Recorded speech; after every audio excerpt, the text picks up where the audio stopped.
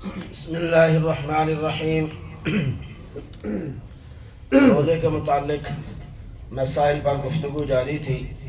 کہ کن چیزوں سے روزہ ٹوٹتا ہے۔ اگر اتفاقاً روزے کی حالت کے اندر کسی شخص کا کسی وجہ سے یعنی ڈسچارج ہو جائے بغیر کسی یعنی جان بوجھ کر، تو وہ روزہ اس سے ٹوٹ جائے گا، اس کی صرف قضا لازم آئے گی، کفارہ لازم نہیں آئے گا۔ اسی طریقے سے وضو کرتے ہوئے پہلے بھی عرض کی ہے کہ بہت احتیاط کیا کریں۔ بعض حضرات جو ہے وہ وضو کے دوران روزے کی حالت میں غرارے کرنے کی کوشش کرتے ہیں، اور غراروں میں بعض دفعہ ایسا بھی دیکھا گیا کہ وہ ان کو یعنی الٹی تک آ جاتی ہے، اتنا وہ خطرناک قسم کا غرارہ۔ تو اس سے بڑی احتیاط کریں، بہت احتیاط کریں۔ تو بہرحال اسی طرح اس کے ساتھ ساتھ ایک خصوصی بات پہلے بھی عرض کی، پھر ذہن میں رکھیں،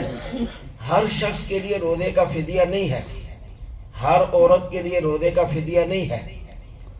ہم تو پوچھتے رہتے ہیں جب وہ تکلیف ہو گئی تھوڑی، اب وہ فدیہ کتنا دیں، مرد ہو عورتیں ہوں، فلاں تکلیف ہو گئی ہے تو اب روزے کا فدیہ بتا دیں کتنا دیں۔ ہر شخص مرد اور عورت کے ذمے عبادات میں اصل ادا ہے، ادا نہ کر سکے تو قضا ہے،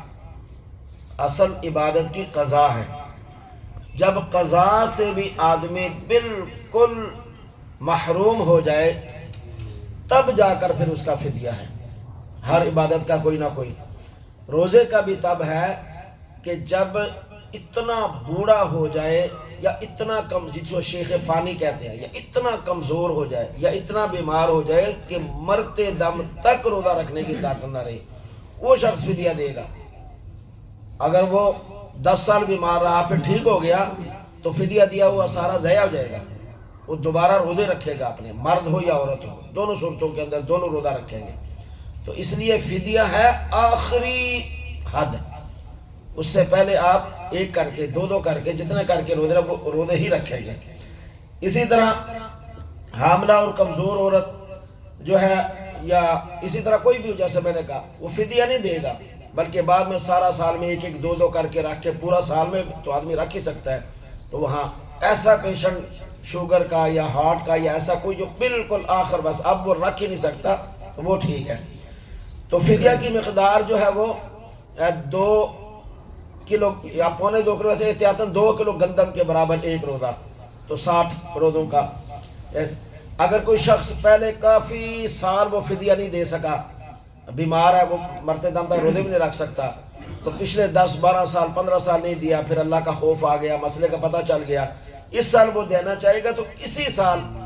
کی گندم کا لحاظ رکھے گا، پچھلے سالوں کا نہیں رکھے گا، وہ چاہے سستی ہیں یا مہنگی جیسی ہوں، جس سال دے گا اسی سال کی گندم کا اعتبار کرتے ہوئے وہ دے گا۔ اسی طریقے سے آج کل یا پہلے بھی شاید یہ باہر جانے والے لوگوں کے لیے ایک صحت کے لیے ایک پولیو کا ایک ٹیسٹ ہوتا ہے، وہ زبان کے اوپر وہ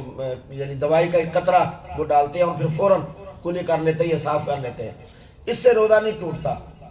اسی طرح منہ کے اندر اگر چھالے چڑھے ہوئے ہوں منہ کے اندر اور شدید درد و تکلیف ہو تو پورے منہ کے اندر دوائی لگا سکتے ہیں، اگر وہ گلے سے اندر اس کے ذرات نہیں جاتے، ذائقہ نہیں جاتا، منہ میں ہی وہ محفوظ رکھتا ہے اور یا نکال دیتا ہے تو روزہ نہیں ٹوٹے گا۔ بأمر مجبوری آخری سخت تکلیف میں تو منہ میں وہ چھالوں کی دوائی لگا لے اور زبان وہ گلے سے اندر نہ جانے دے، نہ اس کے ذرات جائے نہ اس کا ذائقہ جائے، تھوک کے ساتھ تھوک کو یعنی قابو میں رکھیں جب تک کہ وہ تھوڑی دیر لگتی ہے، پھر وہ کچھ تھوڑا سا بہتری ہو جاتی ہے، پھر اس کو آدمی کلی کر کے تھوک دے، ختم کر دے۔ یہ جو اندر کا منہ ہے اس کی 2 حالتیں ہیں، ایک حالت اس کی اندر کی ہے، ایک باہر کی ہے۔ یا آپ کلی کرتے ہیں تو کچھ بھی نہیں فرق پڑتا، اور منہ کے اندر جو تھوک ہے اس کو آپ نگل لیتے ہیں، روزے کو کوئی فرق نہیں پڑتا۔ تو اس لیے اس کی دونوں حالتیں ہیں، تو دونوں کا لحاظ رکھنا اس میں ضروری ہوتا ہے۔ اسی طریقے کے ساتھ کوئی نسوار کا عادی جو ہے، یا یہ جو کیا اس کو کہتے ہیں گٹکے کا عادی یا سپاریاں وغیرہ کھانے کا عادی، وہ سحری کے وقت اس نے وہ چیز منہ میں ڈالی تو بیٹھا کہ ابھی ہے 5 منٹ تو ابھی نکال لوں گا، تو سو گیا ادھر ہی، نسوار لگائی ہوئی تھی ایسے، سحری ختم ہوگی وقت اس کے بعد اس کے منہ میں ہی رہے، اگر جب وہ گلے میں جائے نہ جائے روزہ اس کا ختم ہو جائے گا، فاسد ہو جائے گا، وہ ایک قضا کرے گا، کفارہ نہیں دے گا۔ اسی طریقے سے عورتوں کو یہ لکوریا وغیرہ کا مسئلہ ہوتا ہے، یہ معاملہ، اگر وہ روزے کی حالت کے اندر نماز کے وقت وہ اپنا وضو ٹوٹنے سے بچنے کے لیے، وضو سے بچنے کے لیے وہ خاص جگہ پہ وہ روئی کا استعمال کرتی ہیں، تو پوری کی پوری روئی جو ہے نا وہ خاص یعنی اس کو روکنے کے لیے چھپا نہیں سکتی، اگر پوری کی پوری روئی چھپ جائے گی تو روزہ ٹوٹ جائے گا، اور اگر تھوڑی بہت روئی باہر رہنے دیں، باقی احتیاطی تدابیر کرتے ہوئے اگر وہ کر لیں تو وہ روزہ اس کا نہیں ٹوٹے گا، روزہ درست ہو جائے گا۔ اسی طرح کوئی دوائی وغیرہ روزے کی حالت میں